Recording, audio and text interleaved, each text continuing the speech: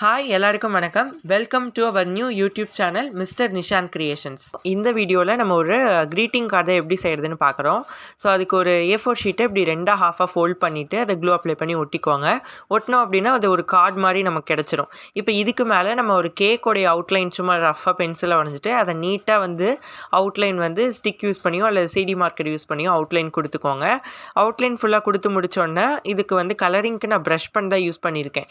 நீங்கள் ப்ரஷ் பண்ணி யூஸ் பண்ணணும் அவசியம் இல்லை. இப்போதைக்கு உங்ககிட்ட கலர் பென்சில்ஸ் இருந்தாலும் யூஸ் பண்ணிக்கோங்க. ப்ரஷ் பண்ணியிருந்தால் கொஞ்சம் ஒர்க் ஈஸியாக நமக்கு முடிஞ்சிடும். ரொம்ப லைட் கலராக இருக்கிற மாதிரி நான் செலக்ட் பண்ணிவிட்டு அப்போ தான் பார்க்க அட்ராக்டிவாக இருக்கும்.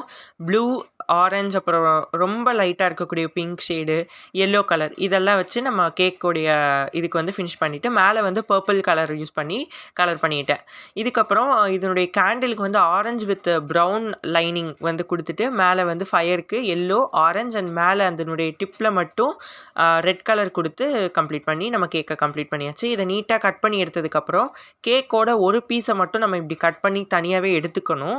கட் பண்ணி எடுத்ததுக்கப்புறமா நம்ம ஆல்ரெடி 2 ஸ்கொயர் ஷேப்பில் A4 ஷீட் கட் பண்ணி வச்சுருக்கோம். அந்த A4 ஷீட் ஒரு ஸ்கொயர் ஷேப் மேலே பார்த்திங்க அப்படின்னா இந்த கேக்கை சென்டராக பார்த்து அதோடைய மவுத் பகுதியை மட்டும் விட்டுட்டு மீதி இருக்க 3 கார்னர்லேயும் க்ளூ அப்ளை பண்ணி ஒட்டிக்கணும். ஒட்டினதுக்கப்புறமா அந்த மவுத்தோட சைடில் மட்டும் நீட்டாக அந்த மாதிரி கிழிச்சு விட்டுக்கோங்க நைஃப் யூஸ் பண்ணி.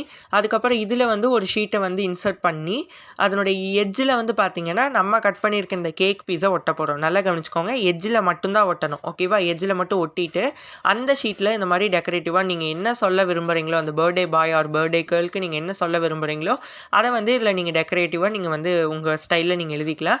நான் happy birthday, have a marvellous day, எப்பயுமே நான் யாருக்காக இருந்தாலும் ஹேவ் அ மார்வலஸ் டே அப்படிங்கிற ஒரு விஷயத்தை நான் கொடுத்துருவேன்.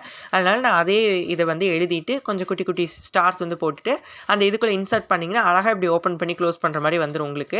இப்போ அதை இன்சர்ட் பண்ணினதுக்கு அப்புறமா அதை பின்னாடி திருப்பி நம்ம அந்த கார்டு பகுதியை மட்டும் விட்டுட்டு மற்ற சைட்லலாம் க்ளூ போட்டு விட்டீங்க ஒரு பவுச் மாதிரி உங்களுக்கு அழகாக அதுக்குள்ளே போயிட்டு அதுக்குள்ளேருந்து வெளியே வரும். இப்போ அதனுடைய கார்னர்ஸு அண்ட் இதனுடைய ஃப்ரண்ட்டில் பார்த்திங்க அப்படின்னா கொஞ்சம் ப்ரஷ் பண்ணி யூஸ் பண்ணி டெக்கரேட்டிவாக கொடுத்துட்டு ஒரு ஃப்ளவர் ஸ்டிக்கர் என்கிட்ட இருந்துச்சு. அந்த ஸ்டிக்கர் ஒன்று ப்ளேஸ் பண்ணிவிட்டு ஒரு பட்டர்ஃப்ளை ஸ்டிக்கர் ஒன்று ஒட்டிட்டு சைடில் பார்த்திங்க அப்படின்னா ஓப்பன் பண்ணுறோம் இல்லையா, அதனால் ஓப்பன் அப்படின்னு சொல்லி எழுதி அதோட ஏரோ மார்க் போட்டுட்டு கீழே பெஸ்ட் விஷஸ் அப்படிங்கிற ஒரு கியூட்டை எழுதி கீழே ஒரு குட்டி டிசைனை போட்டு நம்மளுடைய சிம்பிளான பர்த்டே க்ரீட்டிங் கார்டை நான் கம்ப்ளீட் பண்ணிட்டேன். இது ரொம்ப வெரி வெரி சிம்பிள் தான். நான் ஒரு 25 மினிட்ஸ் ஷார்ப்பாக 25 மினிட்ஸில் நான் இந்த ஆர்ட்டை கம்ப்ளீட் பண்ணி முடிச்சிட்டேன். உங்கள் ஃப்ரெண்ட்ஸ்க்கோ இல்லை உங்கள் ஃபேமிலி மெம்பர்ஸ்க்கோ பர்த்டே வருது அப்படின்னா இந்த மாதிரி டிஃப்ரெண்ட்டான ஸ்டைலில் கொடுத்து பாருங்கள். நிச்சயமாக அவங்களுக்கு ரொம்ப பிடிக்கும். அவங்க கண்டிப்பாக இதை லைஃப் லாங் அதை வச்சு உங்களுடைய ஞாபகமாக வச்சுக்குவாங்க. இந்த வீடியோ பிடிச்சிருந்தா லைக் பண்ணிவிட்டு மறக்காமல் நம்ம சேனலை சப்ஸ்கிரைப் பண்ணிக்கோங்க. நீங்கள் என்ன சொல்ல விரும்புகிறீங்களோ அதை கமெண்ட்டில் நிச்சயமாக சொல்லுங்கள். தேங்க்ஸ் ஃபார் வாட்சிங்.